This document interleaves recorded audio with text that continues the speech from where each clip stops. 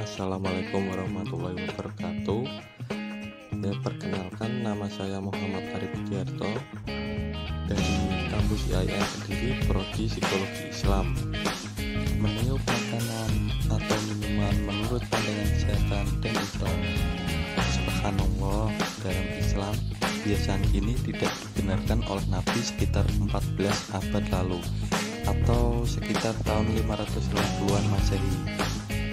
Ternyata larangan tersebut mengandung hikmah dalam ilmu pengetahuan yang baru diteliti di era kontemporer modern sekarang ini.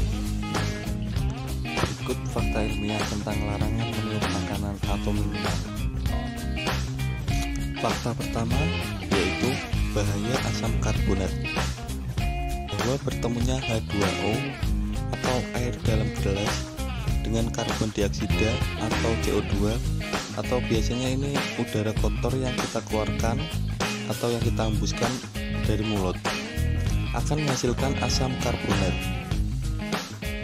Nah, jika senyawa kimia ini masuk ke dalam perut, kita bisa menyebabkan penyakit jantung. Kemudian partikel berbahaya. Di dalam mulut kita ini terdapat partikel berbahaya. Apakah itu? Sisa-sisa makanan dalam mulut akan membusuk sehingga menyebabkan bau mulut tidak sedap.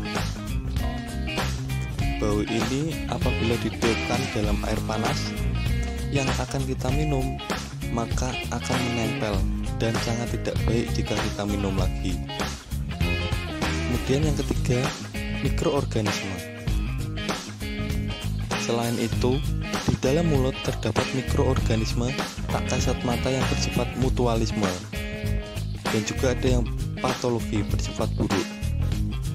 Maka makhluk kecil tak kasat mata dalam mulut akan menempel pada makanan panas apabila kita tiup dan kemudian masuk ke dalam perut.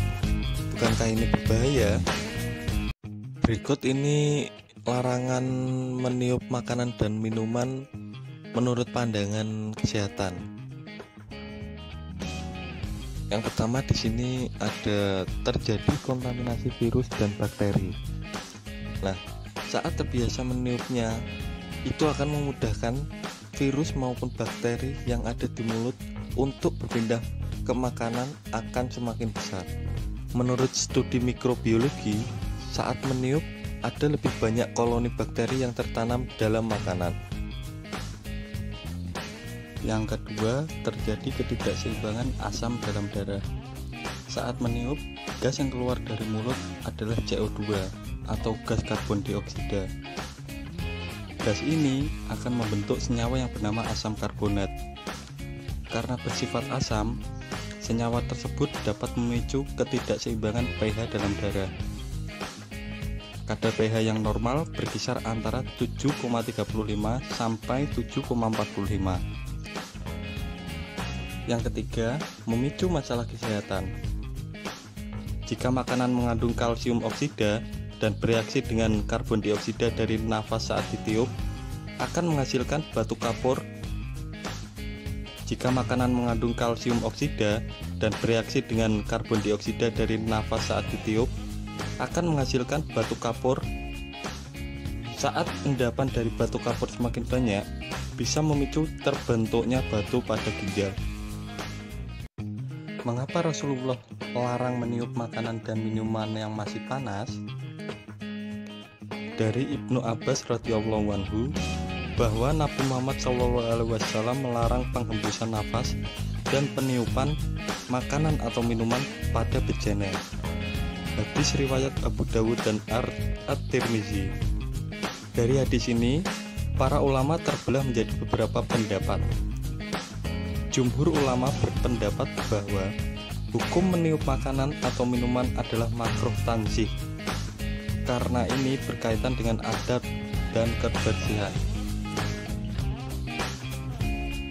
Nabi Muhammad SAW melarang peniupan makanan karena itu mengisyaratkan ketergesa-gesaan, kerakusan, dan kurang sabar.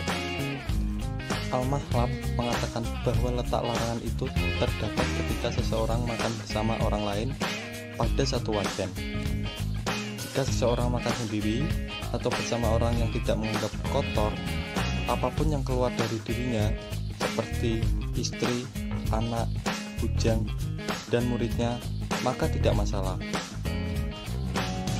Sekian video dari saya, semoga bermanfaat.